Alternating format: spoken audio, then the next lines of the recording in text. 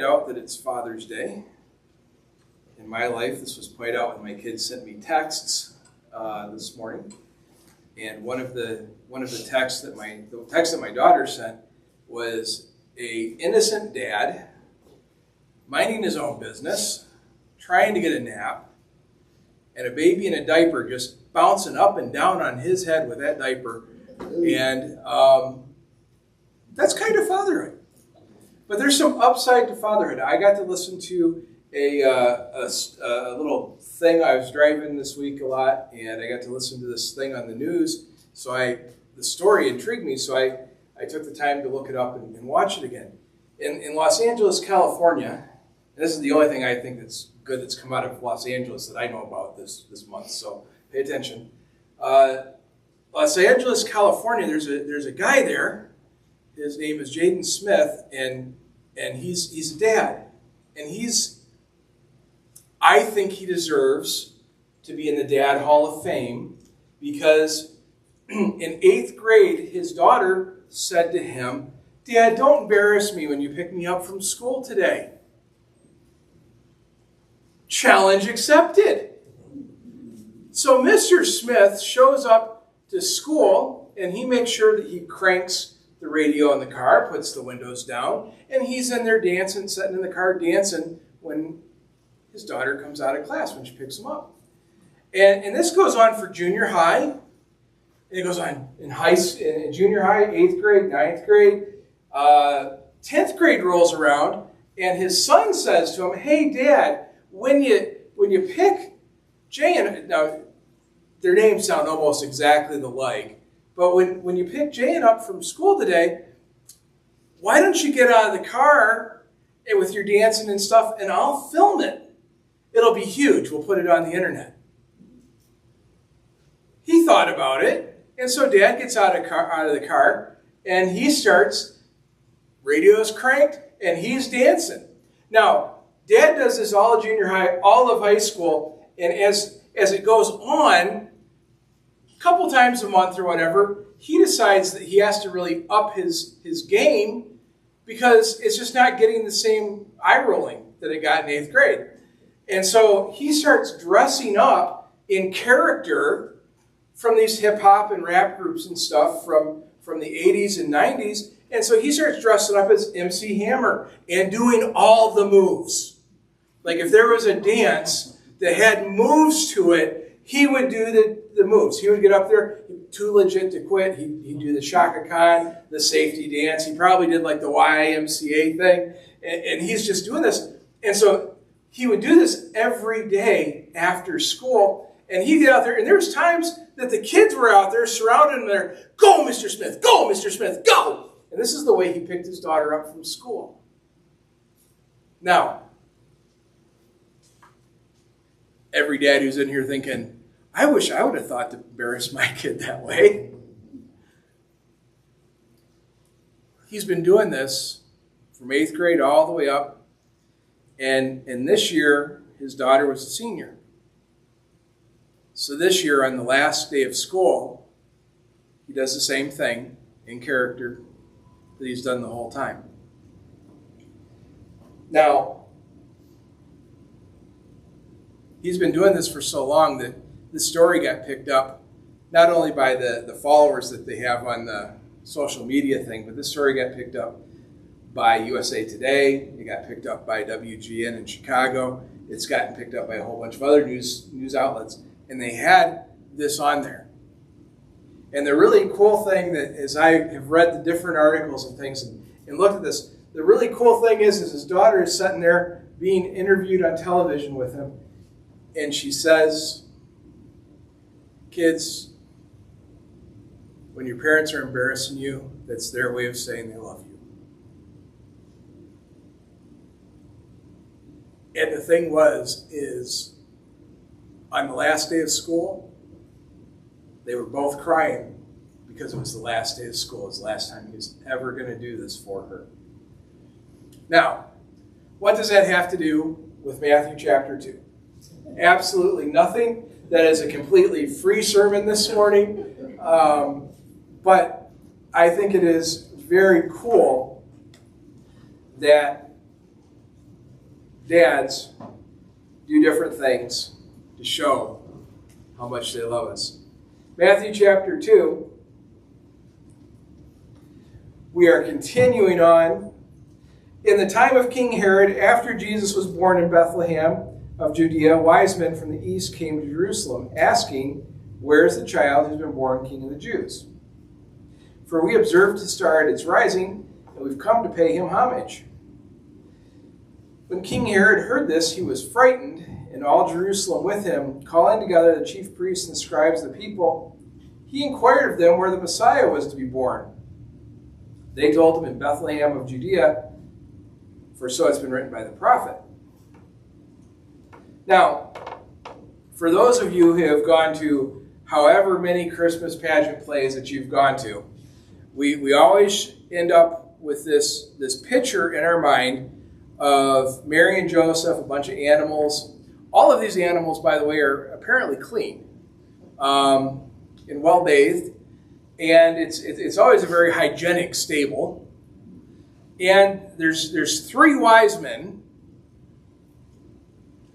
and there's angels singing in the background, and there's a light and all this, and we've seen this.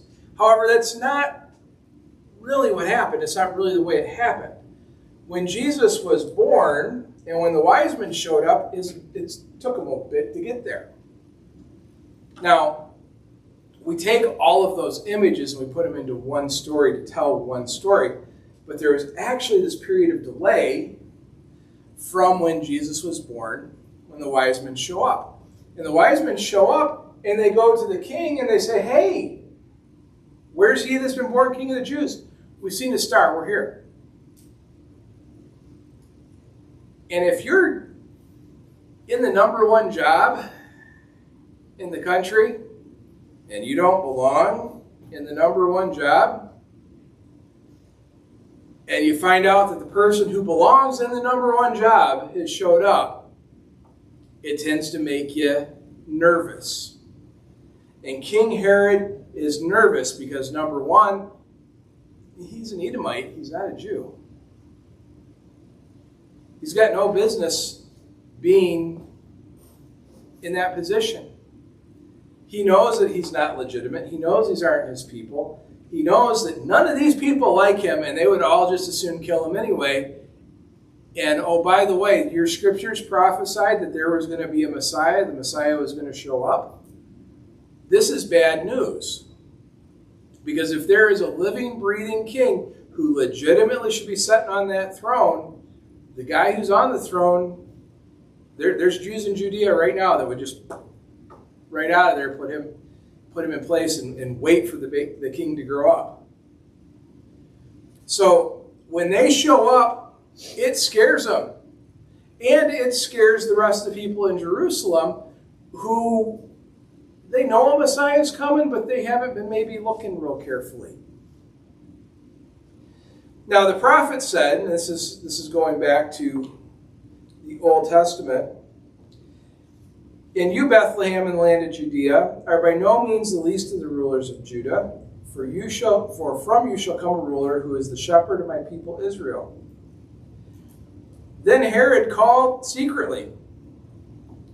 He kept this on the quiet. He calls the wise men and asks them the exact time the star showed up. When did the star show up? Then he sent them to Bethlehem, saying, "Go and search diligently for the child, and when you have found him, bring me word so that I may go and pay him homage." Now, Herod wasn't looking. He wasn't looking for the star. He didn't pay any attention to that. And he comes up with this story, and he says, "Look, go find this kid, and then come tell me so I can go worship him too." When they heard the king, they set out, and there ahead of them went the star that they had seen at its rising, until it stopped over the place where the child was. When they saw that the star had stopped, they were overwhelmed with joy. On entering the house, they saw the child with Mary his mother. They knelt down and paid him homage. Then, opening their treasure chests, they offered him gifts of gold, frankincense, and myrrh. And having been warned in a dream not to return to Herod, they left for their own country by another road. Now, the request that King Herod made seems like a request that would make sense. Well, hey, if the Messiah is here, let me know. I want to go worship him too. And yet God intervened with these wise men and said, no, don't do that. Don't tell him where he's at. Now, God knew what was going to happen next.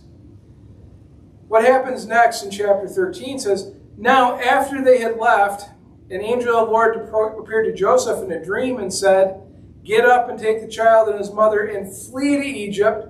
Remain there until I tell you, for Herod is about to search for the child to destroy him.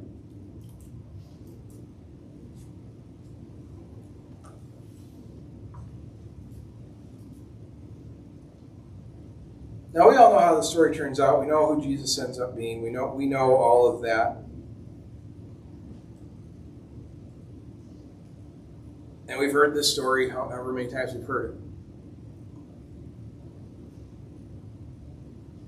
All King Herod knew was that God had predicted through the prophets there was going to be a king that was going to be his king, his legitimate king. And this king was going to be good for the people. He didn't have the rest of it figured out. He didn't have the rest of the New Testament to read that we do today. He didn't have the Gospels that we go over and know this. He just knew that there was a God, and God had a plan, and that plan was good. And he immediately set out to destroy that plan because it would interfere with what he wanted to do. Now, there's probably umpteen different political lessons in that right there. But I don't know that we're a whole lot different than King Herod, because there are times when God brings things into our lives that we don't want, and we try to destroy the things that are brought into our lives. After my class this morning, after service, we have a special presentation here about a lady who's dedicated her life to trying to protect little babies before they're born. And she's got a great presentation. I'm not going to try to give it because I'll mess it up. Every human life is precious to God. Every human life God has a plan for. Now, we're specifically looking at the life of Jesus because we're going and we're studying the Gospels for a while here for this series. But every single life has a purpose. And for every life that God has a purpose, there is the devil trying to mess that purpose up. Now, he might mess that purpose up by trying to kill a little child, which is what Herod wanted to do. Or he might mess that purpose up by getting us distracted with sin. He's gotten all of us messed up that way, by the way. So as we see this story unfold, God has a plan for protecting his son. That plan involved a group of wise men. We don't know if there was three. We know there's a group of them. They showed up with gold. So they showed up with money and frankincense and myrrh, which were precious commodities that they could trade for money. And he puts them the angel puts Joseph and the family on the road to Egypt. Now, Joseph listened to what God had to say for him. Joseph was the head of that family, and Joseph listened to God. Gentlemen, if you're in here and you're the head of your family, you need to listen to God.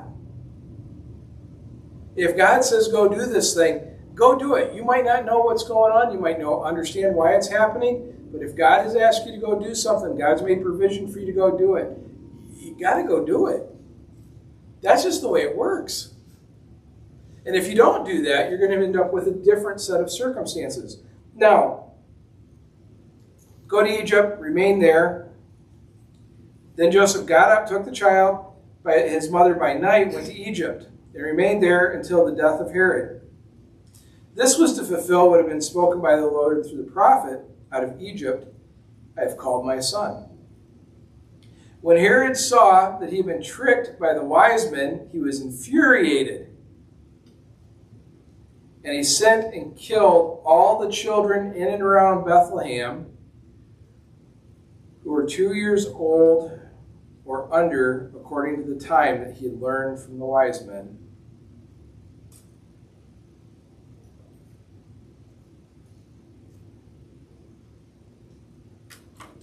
All the 2-year-olds or younger. I don't know how many that was. Herod wasn't taking any chances. Get rid of them all. Now, so far in the story, it's pointed out to us the prophecy about Jesus being born in Bethlehem, the prophecy about Jesus being called out of Egypt, and now we're going to have another prophecy pointed out to us, and that was fulfilled, verse 17.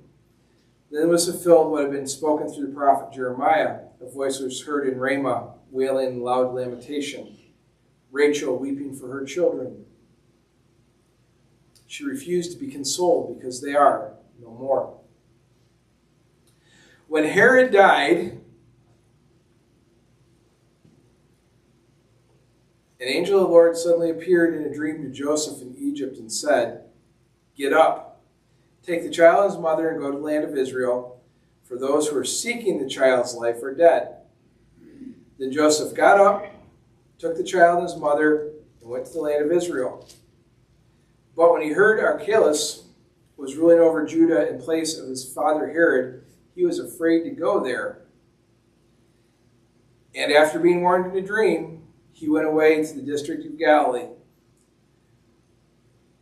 There he made his home in a town called Nazareth, so that what had been spoken through the prophets might be fulfilled. He will be called a Nazarene. In each one of these events that we see in here, we see where God has made a prophecy about, of course, the birth of Christ. He's made a prophecy about where Jesus can be born, and he's pieced together all these different statements throughout Scripture saying, these are ways you're going to be able to know who my son is. And each one of these steps that occurred, he put something in there that was very improbable. Most people in this time were born, grew up, lived, and died within a few miles of where they were born. That was normal. You didn't travel a lot. So for the Messiah to be born in Bethlehem and come up out of Egypt and be from Nazareth and all these different things, this isn't stuff that normally happened.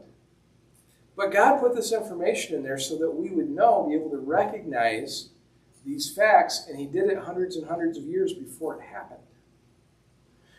The story of Christ's birth, the story of his